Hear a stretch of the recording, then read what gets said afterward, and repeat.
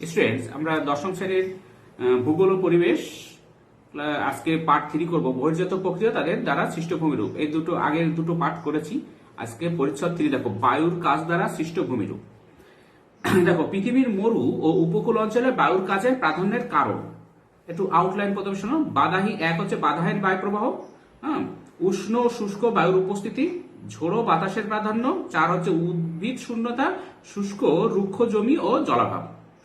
এবার দেখো, পৃথিবীর প্রধান প্রধান মরুভূমি, মানে আমি প্রথমে আউটলাইনটা দিচ্ছি যে কি কি পড়াবো আর কি। পৃথিবীর প্রধান প্রধান মরুভূমি। পৃথিবীর মরুভূমিকে দুই ভাগে ভাগ করা যায়, একটা হচ্ছে উষ্ণ মরুভূমি আর একটা হচ্ছে শীতল মরুভূমি। উষ্ণ মরুভূমির মধ্যে উদাহরণ যেমন সাহারা মরুভূমি, আরব মরুভূমি, তোমাদের শর্ট প্রশ্ন এগুলো আসে দেখবে। শীতল মরুভূমি যেমন গ্রেট বেসিন মরুভূমি আর প্যাটাগোনিয়া মরুভূমি, এগুলো হচ্ছে শীতল মরুভূমি। এবার দেখো, বায়ুর কাজ। সাধারণত বায়ু ক্ষয়, অপসারণ বা বহন ও সঞ্চয় কাজ করে। ক্ষয় কাজের মধ্যে কিভাবে কি প্রক্রিয়া হয়?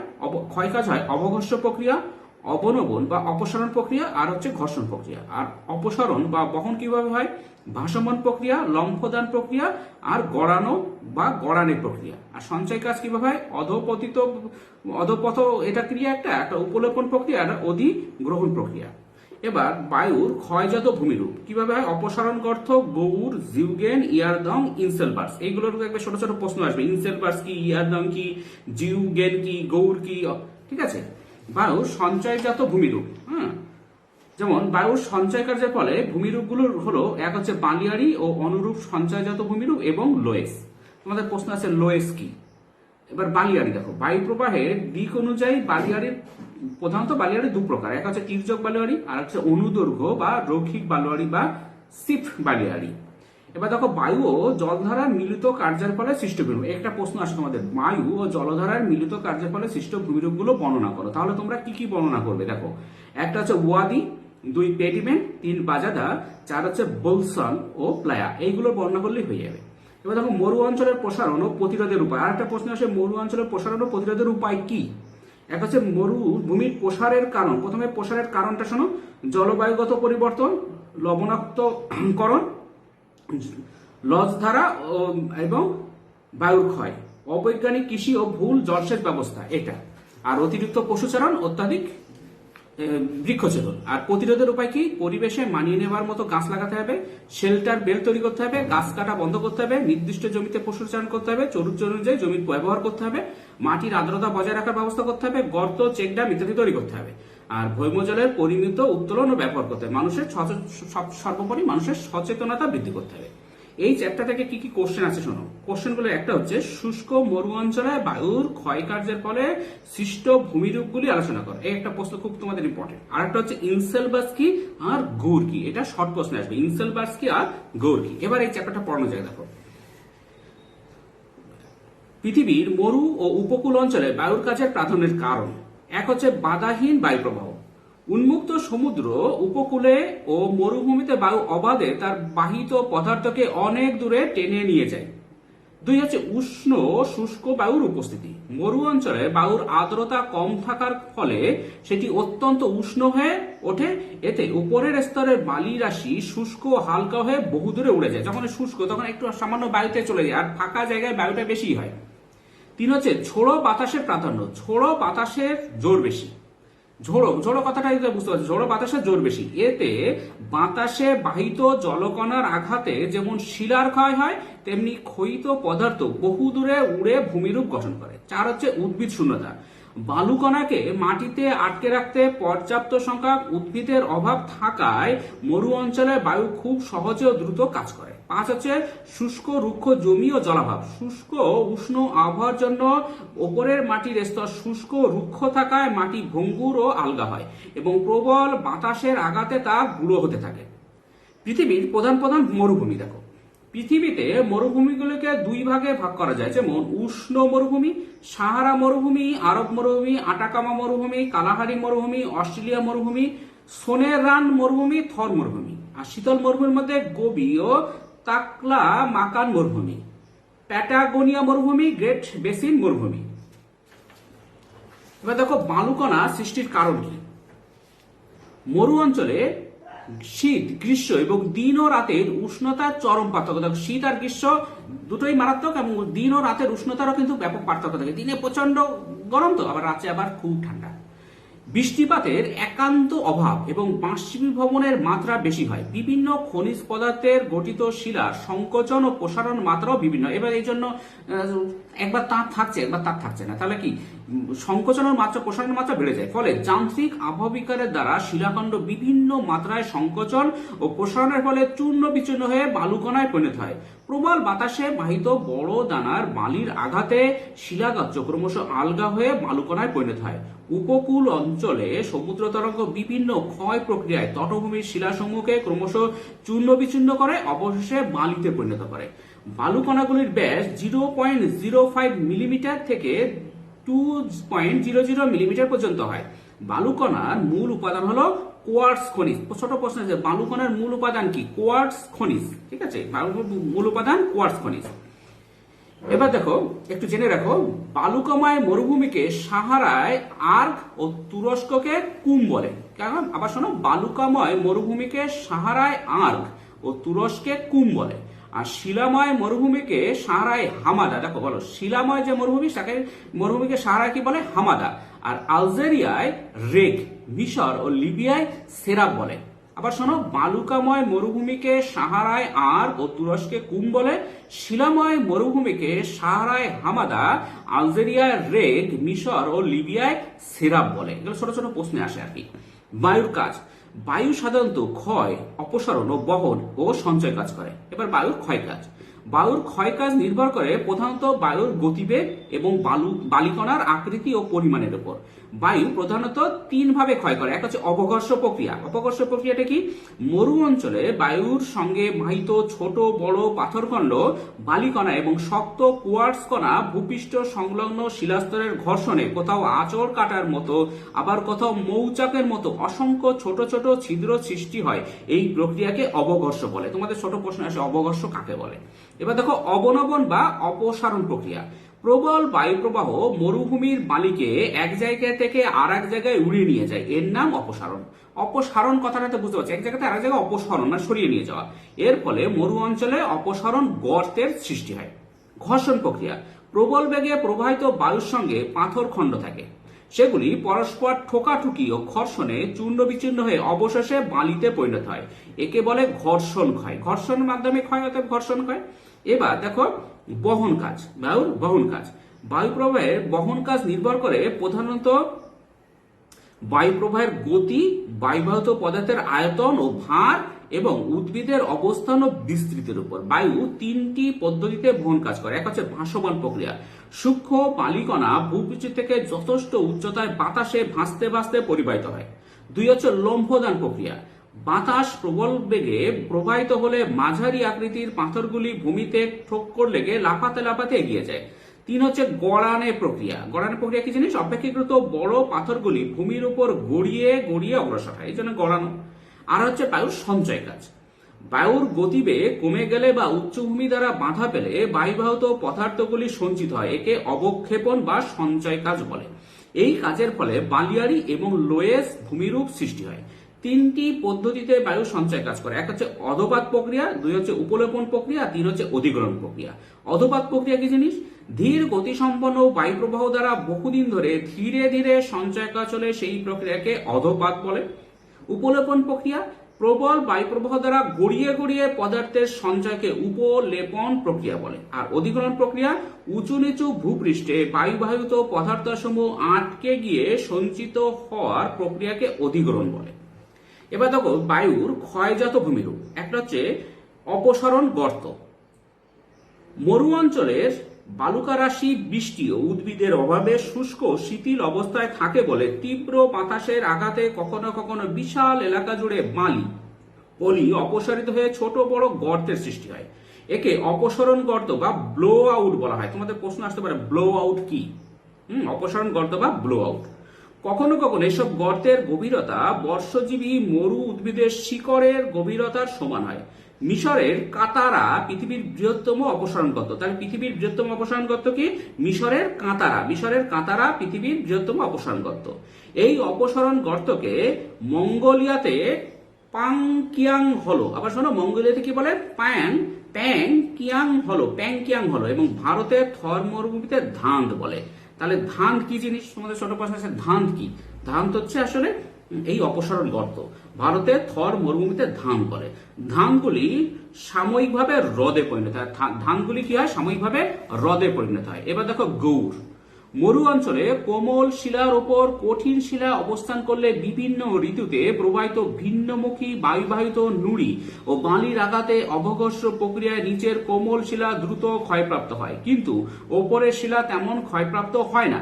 তাই শিলাখণ্ডটির নিচের অংশ সরু ও উপরের দিক প্রশস্ত হয়ে ব্যাঙের ছাতার ন্যায় ভূমিরূপ গঠন করে। একে গৌড় বা গারা বা মাশরুম রক বা পেডাস্ট্রাল রক বলে। সাহারা ও ইরান মরুভূমি অঞ্চলে অনেক গৌড় দেখা যায়। এবার জিউগেন, এগুলো সব শর্ট অপশন আসতে পারে যখন তখন। জিউগেন কি? কঠিন ও কোমল শিলা বা শেল বা কাদা পাথর পর্যায়ক্রমে অনুভূমিকভাবে অবস্থান করলে শিলাস্তরের দুর্বল স্থানগুলি বায়ুর অবঘর্ষ প্রক্রিয়ায় ক্ষয়প্রাপ্ত হয়। কোমল শিলা অপেক্ষা কঠিন শিলা কম ক্ষয়িত হয়ে টেবিলের মতো আকৃতি বিশিষ্ট ভূমিরূপ সৃষ্টি করলে তাকে জিউগেন বলে। এর উচ্চতা 2 থেকে 40 মিটার পর্যন্ত হয়। কালাহারি অস্ট্রেলীয় মরুভূমি এবং আমেরিকার সোনোরান মরুভূমিতে জিউগেন দেখা যায়। এবার ইয়ারদং, একবার প্রশ্ন ছিল ইয়ারদং কি? কঠিন ও কোমল শিলা পর্যায়ক্রমে উল্লম্বভাবে অবস্থান করলে দীর্ঘকাল ধরে বায়ুর অবঘর্ষ প্রক্রিয়ায় কোমল শিলাস্তরগুলি বেশি ক্ষয়িত হয়ে সুড়ঙ্গের আকার ধারণ করে এবং কঠিন শিলাস্তরগুলি কম ক্ষয়িত হয়ে শৈলশিলার ন্যায় দাঁড়িয়ে থাকে। এই ধরনের ভূমিরূপকে ইয়ারদং বলে। তোমরা একটু বইটা বের করে একটু ছবি দেখে নেবে, তাহলে আর সহজে বুঝতে পারবে। কেবল কঠিন শিলার দুর্বল স্থানগুলি অবঘর্ষ প্রক্রিয়ায় ক্ষয়িত হয়েও ইয়ারদাং গঠিত হতে পারে। এর উচ্চতা গড়ে 7 মিটার এবং বিস্তার 70 থেকে 400 মিটার পর্যন্ত হয়। ইয়ারদাং ক্ষয়িত হয়ে তীক্ষ্ণ আকার ধারণ করলে তাকে নিডিল বলে। সাহারা মরুভূমির তিবেস্তিতে সবচেয়ে বড় ইয়ারদাং দেখা যায়। তা কোথায় ইয়ারদাং দেখা যায়? সাহারা মরুভূমির তিবেস্তিতে সবচেয়ে বড় ইয়ারদাং দেখা যায়। ইনসেলবার্স কি? এরকম প্রশ্ন আসে। ইনসেলবার্স, এবার দেখো, মরুভূমি বা মরুপ্রায় শুষ্ক অঞ্চলে দীর্ঘদিন বায়ু প্রবাহ ও অস্থায়ী জলধারার মিলিত ক্ষয়কাজের ফলে কঠিন শিলায় গঠিত অনিচ্ছ ক্ষয়ীভূত পাহাড় টিলার আকারে বিক্ষিপ্তভাবে দাঁড়িয়ে থাকতে দেখা যায়। এই সব টিলাকে ইনসেলবার্স বলে। গ্রানাইট ও নিস বা কংগ্লোমারেট শিলায় আদর্শ ইনসেলবার্স গড়ে ওঠে। জার্মান শব্দ ইনসেলবার্স কথার অর্থ দ্বীপ শৈল। ইনসেলবার্স কথার অর্থ কি? দ্বীপ শৈল। যে কোনো মরুভূমি বা মরুপ্রায় অঞ্চলের বার্ধক্য অবস্থার নিদর্শন হলো ইনসেলবার্স। এটি আরো ক্ষয়ে গিয়ে গোলাকার মাথা বিশিষ্ট ঢিবিতে পরিণত হলে একে বোনহার্ট বলে। কালাহারি মরু অঞ্চলে ও পশ্চিম অস্ট্রেলীয় মরুভূমিতে বহু ইনসেলবার্স দেখা যায়। এবার দেখো বায়ুর সঞ্চয়জাত ভূমিরূপ। বায়ুর সঞ্চয় কাজের ফলে ভূমিরূপগুলি হলো বালিয়াড়ি ও অনুরূপ সঞ্চয়জাত ভূমিরূপ এবং লোয়েস। বালিয়াড়ি কি জিনিস? বালিয়াড়ি বাতাসের বয়ে আনা বালি যখন সঞ্চিত হয়ে দীর্ঘ ও উঁচু বালির স্তূপ গঠন করে তখন তাকে বালিয়াড়ি বলে। রাজস্থান বা যেখানে থর মরুভূমি আর কি, থর মরুভূমি অঞ্চলে চলমান বালিয়াড়িকে ধ্রিয়ান বলে। ধ্রিয়ান কি? চলমান বালিয়াড়িকে বলে কি? ধ্রিয়ান। বালিয়াড়ি বায়ু প্রবাহের আড়াআড়ি বা সমান্তরালে গঠিত হয়। বায়ুর প্রবাহ পথের দিক অনুযায়ী বালিয়াড়ি প্রধানত 2 প্রকার হয়। এক হচ্ছে তির্যক বালিয়াড়ি, আর একটা হচ্ছে অনুদৈর্ঘ্য বা রৈখিক বালিয়াড়ি বা স্থির বালিয়াড়ি। তির্যক বালিয়াড়ি কি জিনিস? বায়ু প্রবাহের সাথে আড়াআড়ি ভাবে গড়ে ওঠা বালিয়াড়িকে তির্যক বালিয়াড়ি বলে। এই ধরনের বালিয়াড়ির প্রতিবাত অংশটি মৃদু ঢাল বিশিষ্ট ও প্রশস্ত হয় এবং অনুবাদ অংশটি খাড়া ঢাল বিশিষ্ট হয়। এবার দেখো বারখান হলো এক ধরনের তির্যক বালিয়াড়ি। প্রধানত বায়ুর প্রবাহপথের সাথে আড়াআড়ি ভাবে অবস্থিত অর্ধচন্দ্রাকার বালির স্তূপকে বারখান বলে। আবার শোনো, প্রধানত বায়ুর প্রবাহ পথের সাথে আড়াআড়ি ভাবে অবস্থিত অর্ধচন্দ্রাকৃতি বালির স্তূপকে বারখান বলে। যেসব মরুভূমিতে বায়ু একদিক থেকে প্রবাহিত হয় সেখানে বারখান গঠিত হয়। ক্রমবর্ধমান বালির যোগানের ফলে বারখানগুলি পাশাপাশি জুড়ে গিয়ে বারখানয়েড বা মেগা বারখান গঠন করে। বৈশিষ্ট্য কি? এক হচ্ছে দৈর্ঘ্য ও প্রস্থের সঙ্গে ভারসাম্য রেখে বারখানের বৃদ্ধি ঘটে। বায়ু প্রবাহের আড়াআড়ি দিকটি বেশি দীর্ঘ হয়। 2 এরা আকৃতিতে ছোট এবং এদের দৈর্ঘ্য ও প্রস্থ সমান হয়। 3 হচ্ছে বারখানের শিং দুটি বায়ু প্রবাহের দিকে সমানভাবে অবস্থান করে। 4 হচ্ছে এর উচ্চতা 15 থেকে 30 মিটার এবং বিস্তার 5 থেকে 200 মিটার পর্যন্ত হয়। 5 বারখানের বায়ুমুখী ঢাল উত্তল এবং বিপরীত দিকে ঢাল অবতল হয়। এবার দেখো অনুদৈর্ঘ্য বা রৈখিক বালিয়াড়ি বা স্থির বালিয়াড়ি। বায়ু প্রবাহের সমান্তরালে সৃষ্ট সুদীর্ঘ ও সংকীর্ণ শৈলশিরার মতো বালিয়াড়িকে অনুদৈর্ঘ্য বা রৈখিক বা স্থির বালিয়াড়ি বলে।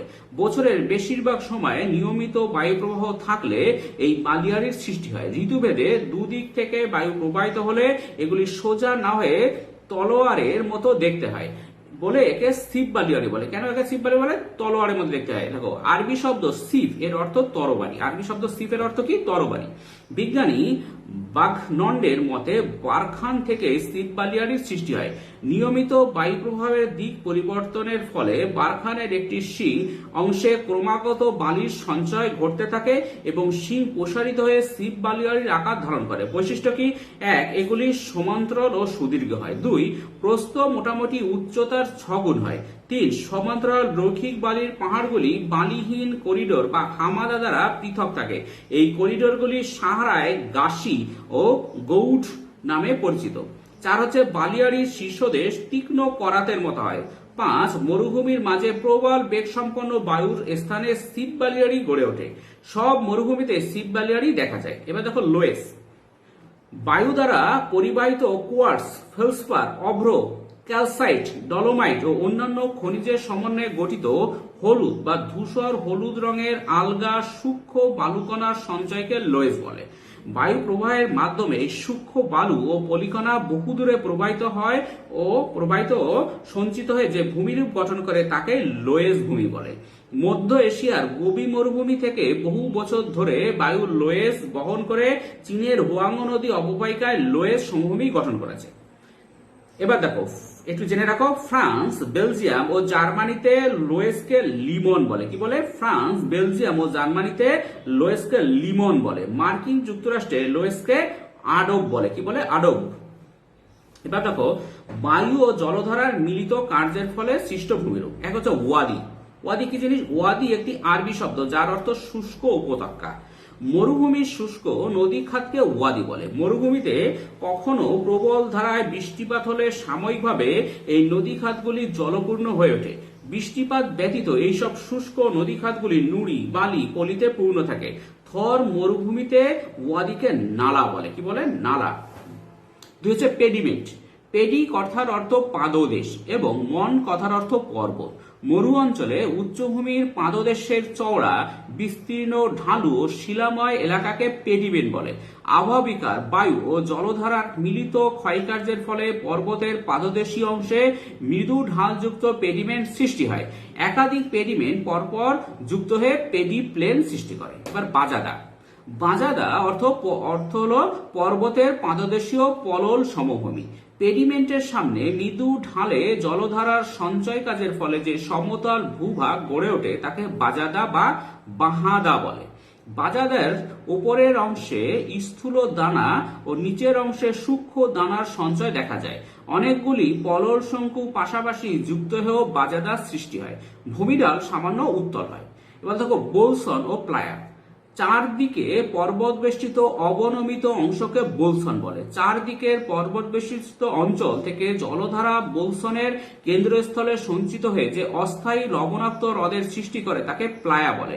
বৃষ্টির সময় প্লায়া জলপূর্ণ থাকে। অনেক সময় লবণের আস্তরণ থাকে। পৃথিবীর বৃহত্তম প্লায়া হলো লা প্লায়া। এটি মার্কিন যুক্তরাষ্ট্রের অ্যারিজোনা মরুভূমিতে অবস্থিত। সাহারা ও থর মরুভূমির হামাদা অংশে অগভীর আবদ্ধ প্লায়াগুলিকে ধায়া, DAYA, বাংলা হচ্ছে ধায়া, ধায়াকার ধায়া বলে। আরবে প্লায়া খাবারি ও মামলাহা এবং সাহারাতে শর্টস, শর্টস নামে পরিচিত। তোমাদের একটা প্রশ্ন আসবে, পেডিমেন্ট ও বাজাদার পার্থক্য কি? দেখো পার্থক্যের বিষয়বস্তু সংজ্ঞা হচ্ছে মরুভূমি অঞ্চলে পাহাড়ের পাদদেশের ক্ষয়জাত সমতল ভূমিকে পেডিমেন্ট বলে। পেডিমেন্টের গঠন কেমন হয়? উচ্চভূমির সামনের তৈরি হওয়া পাদদেশীয় মৃদু ঢালের উপর পেডিমেন্ট সৃষ্টি হয়। ভূমির আকৃতি, ভূমি ঢাল সামান্য অবতল প্রকৃতির হয়। ভূমি গঠন প্রক্রিয়া আবহবিকার, পুঞ্জক্ষয়, জলধারা ও বায়ুর মিলিত কার্যের ফলে সৃষ্ট ভূমিরূপ। আর বাজাদা কি জিনিস? সংজ্ঞা: পেডিমেন্টের সামনে সঞ্চয়জাত সমভূমিকে বাজাদা বলে। গঠন: পেডিমেন্টের সামনে নিচু অংশের সমভূমির উপর বাজাদার সৃষ্টি হয়। ভূমির প্রকৃতি: ভূমিডাল সামান্য উত্তল প্রকৃতির হয়। ভূমিরূপ গঠন প্রক্রিয়া মূলত জলধারার সঞ্চয় কাজের ফলে সৃষ্ট ভূমিরূপ। এবার দেখো মরু অঞ্চলের প্রসারণ ও প্রতিরোধের উপায়। ব্যবহারযোগ্য বা উৎপাদনশীল ভূমি প্রাকৃতিক বা মানবীয় কারণে সম্পূর্ণভাবে ব্যবহারের অনুপযুক্ত হলে তাকে মরুভূমিতে রূপান্তরিত হয়। তা মরুভূমিতে রূপান্তরিত হয়। ভূমির এভাবে রূপান্তরিত হওয়ার নাম হলো মরুকরণ। মরুকরণ শব্দের শুরুতে পাচ্ছ মরুকরণ, মানে আস্তে আস্তে মরুভূমিতে রূপান্তরিত হয়ে যাওয়া। পৃথিবী শুষ্ক, প্রায় আর্দ্র শুষ্ক অঞ্চলের মরুভূমি সংলগ্ন এলাকায় মরুকরণ ঘটে এবং মরুভূমি বিস্তৃত হয়। যদি গাছ আমরা কাটতে থাকি তাহলে মরুভূমি তাড়াতাড়ি হবে, মরুকরণ তাড়াতাড়ি হবে। ইউনেস্কো বা FAO এর সংজ্ঞা অনুযায়ী ভূমির জৈবিক ক্ষমতার হ্রাস অথবা ধ্বংসের ফলে মরু সদৃশ্য যে অবস্থা বা পরিবেশ সৃষ্টি হয় তাকে বলে মরুকরণ। এবার দেখো মরুভূমির প্রসারের কারণ কি? এক হচ্ছে জলবায়ুগত পরিবর্তন। বিশ্ব উষ্ণায়ন বা গ্লোবাল ওয়ার্মিং মরু সম্প্রসারণের প্রধান কারণ। পৃথিবীর মরুভূমি অঞ্চলের আবহাওয়া খুব শুষ্ক থাকে। এই কারণে যান্ত্রিক আবহাওয়া বিকারে সৃষ্ট শিলাচূর্ণ ও বালিরাশি আলগা অবস্থায় থাকে এবং সহজে বায়ুবাহিত হয়ে সংলগ্ন এলাকাকে ঢেকে দেয় এবং মরুকরণ ঘটে। এবার হচ্ছে লবণাক্তকরণ। শুষ্ক অঞ্চলে অতিরিক্ত বাষ্পীভবনের ফলে কৌশিক প্রক্রিয়ায় মাটির নিচে দ্রবীভূত লবণ ভূপৃষ্ঠে জমা হতে হতে পুরু লবণের স্তর তৈরি করে। এতে উদ্ভিদ জন্মায় না এবং মরুভূমিতে পরিণত হয়। যদি লবণ হতে বেশি হয়ে যায় তাহলে কিন্তু উদ্ভিদ জন্মায় না, তখন মরুভূমিতে পরিণত হয়। উদ্ভিদ না হলেই মরুভূমি পরিণত হবে। 3 হচ্ছে জলধারা ও বায়ুর ক্ষয়। মরুভূমিতে অতি প্রবল ধারায় বৃষ্টি হলে ভূপৃষ্ঠের উপর মাটি ধুয়ে অপসারিত হয় এবং নিচে শিলাময় অংশে উন্মুক্ত হয়ে যায়। শিলাময় অংশ যেটা থাকে সেটা উন্মুক্ত হয়ে যায়। এছাড়া মরুভূমিতে বায়ুর ক্ষয়কাজ তীব্র হয়, অপসারিত বালি বায়ুতাড়িত হয়ে মরুভূমির প্রসার ঘটায়। 4 হচ্ছে অবৈজ্ঞানিক কৃষি ও ভুল জলসেচ ব্যবস্থা।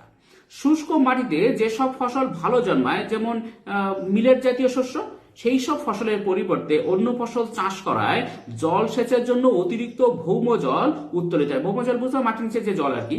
এর ফলে মাটি লবণাক্ত ও অনুর্বর হয়ে মরুভূমিতে পরিণত হয়। অতিরিক্ত পশুচারণের ফলে চারণভূমি, যেখানে পশু চালানো হয় সেটাকে বলে চারণভূমি। চারণভূমি উদ্ভিদ শূন্য হয়ে যায়, ওটা তো খেয়ে দেয় উদ্ভিদকে। বায়ু প্রবাহের গতিপথে বাধা হিসেবে উদ্ভিদ না থাকায় মরুভূমির বালি সহজে উড়ে এইসব এলাকাকে ঢেকে দেয়। অত্যাধিক বৃক্ষছেদন। দেখো নগরায়ন, শিল্পায়ন এবং অসাধু চোরা শিকারীদের জন্য বনভূমি ধ্বংস হচ্ছে। ফলে উক্ত অঞ্চলটি বৃষ্টি শূন্য হয়ে শুষ্ক হয়ে পড়ছে। যত গাছ থাকবে না তত সেখানে বৃষ্টির পরিমাণ কমে যাবে। গাছ থাকলে বৃষ্টি হবে, আর গাছ না থাকলে বৃষ্টি হবে না। এর জন্য গাছ লাগাও। এবং মরু অঞ্চলের সম্প্রসারণ ঘটছে।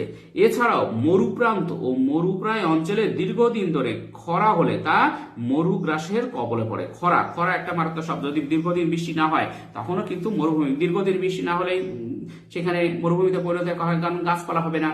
মরুভূমি অটোমেটিক পরিণত হবে। থর ও সাহারা মরুভূমির প্রসার। এবার দেখো ভারতের থর মরুভূমি পূর্ব দিকে প্রায় আরাবল্লী পর্বত পর্যন্ত প্রসারিত হয়েছে। মরুভূমির দিকের পাহাড়গুলির বেশিরভাগ অংশ বালির স্তূপে ঢেকে গেছে। বর্তমানে রাজস্থানে প্রায় 67% এলাকা মরুকরণের ফলে ক্ষতিগ্রস্ত হয়েছে। সাহারা মরুভূমির অন্তর্গত Algeria, Tunis, Morocco, Syria, Somalia, Sudan, Mali, চাঁদ প্রভৃতি 11টি দেশে মরুকরণ বেড়ে চলেছে। সাহারা মরুভূমি দক্ষিণ দিকে দ্রুত প্রসারিত হচ্ছে। এজন্য এই অংশে দীর্ঘ বৃক্ষ সমন্বিত সবুজ উদ্ভিদ, কি জিনিস সেটা, গ্রেট গ্রিন ওয়াল নির্মাণ করা আছে। প্রশ্ন আসতে পারে গ্রেট গ্রিন ওয়াল কি? আসলে এখানে যে দীর্ঘ বৃক্ষ সমন্বিত সবুজ প্রাচীর করা হয়েছে তাকে বলা হচ্ছে গ্রেট গ্রিন ওয়াল। হ্যাঁ, গ্রেট গ্রিন ওয়াল মানে সবুজ যে গাছের দিয়ে যে ওয়াল। এবার দেখো প্রতিরোধের উপায়। নিম্নলিখিত কতগুলি পদক্ষেপ গ্রহণ করলে মরুভূমির প্রসার প্রতিরোধ করা সম্ভব? এগুলি হলো: এক, শুষ্ক পরিবেশে বাঁচতে পারে বা সহজে পরিবেশে মানিয়ে নিতে পারে এমন সব গাছ মরুভূমির প্রান্ত সীমানায় লাগাতে হবে। দুই, বিভিন্ন প্রকার গাছ সমান্তরালভাবে রোপণ করে আশ্রয় বলয় বা শেল্টার বেল্ট বা বায়ুর পথে প্রতিবন্ধকতা তৈরি করতে হবে, যাতে অতি শক্তিশালী বায়ু প্রবাহের গতি রোধ করা যায়। তিন হচ্ছে, অতিরিক্ত গাছ কাটা বন্ধ করে নতুন গাছ লাগানোর কর্মসূচি নিতে হবে। চার, অতিরিক্ত পশুচারণ বন্ধ করে নির্দিষ্ট চারণভূমিতে পশুচারণে বাধ্য করতে হবে, একটা নির্দিষ্ট জায়গা রাখতে হবে পশুচারণে, যাতে সারা জায়গায় নষ্ট না করা আর কি। পাঁচ হচ্ছে, জমির চরিত্র অনুযায়ী আদর্শ ভূমি ব্যবহার এবং সেই সঙ্গে কৃষি প্রণালীর পরিবর্তন করতে হবে। ছয় হচ্ছে, ভৌমজলের পরিমিত উত্তোলন ও যথাযথ ব্যবহার করতে হবে। ভৌমজল তো ফুরাই যাবে, তাহলে পরিমিত উত্তোলন এবং যথাযথ ব্যবহার করতে হবে, অকান তোলা যাবে না। সাত হচ্ছে, জাতীয় নদী অববাহিকা কর্মসূচির মাধ্যমে মাটির আর্দ্রতা বজায় রাখার ব্যবস্থা করতে হবে। আট, মরুভূমিতে যে সামান্য বৃষ্টি হয় তা ধরে রাখার জন্য গর্ত, চেক ড্যাম প্রভৃতি তৈরি করা দরকার। নয় হচ্ছে, মরুকরণের বিপদ সম্পর্কে মানুষের সচেতনতা বৃদ্ধির উপর জোর দেওয়া আবশ্যক। এইটা হচ্ছে সবচেয়ে বেশি সচেতনতা বৃদ্ধি দরকার। সচেতনতা বৃদ্ধি না হলে কিছুই হবে না। এবার দেখো এই চ্যাপ্টারের কিছু পরিভাষা। একটা হচ্ছে নিক বিন্দু। নদী উপত্যকার পুরাতন ঢাল ও নতুন ঢালের মিলন বিন্দুকে বলে নিক বিন্দু। রাইজার, হিমধাপের উপরের খাড়া অংশকে রাইজার বলে। রিগেল, হিমধাপের সামনের দিকে শিলাগঠিত বাঁধের ন্যায় উঁচু ভূমিকে রিগেল বলে। ট্রেন্ট, রাইজার ও রিগেলের মধ্যবর্তী সমতল মেঝেকে ট্রেড বলে। স্টুডেন্টস, আজকে এই পর্যন্ত এই চ্যাপ্টারের 3টে শেষ করে দিলাম। তোমরা এই চ্যাপ্টার দেখবে, এর পরের চ্যাপ্টার দেখার জন্য অনুরোধ রইল। আজকে এই পর্যন্ত। Thank you very much for watching.